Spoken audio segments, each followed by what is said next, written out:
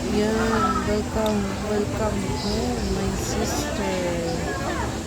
Anong pag-abot? Kuhaan niyo. Ha? Yan eh, guys.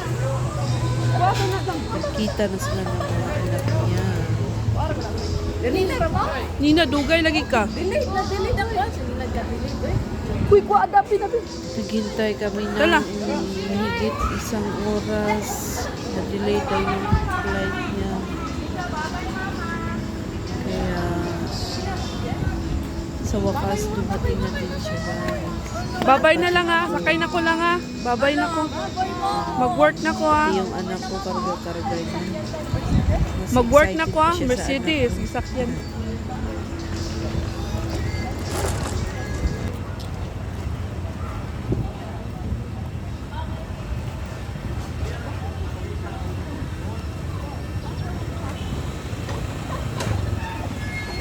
Pauwi na kami. Naghihintay na yung tricycle.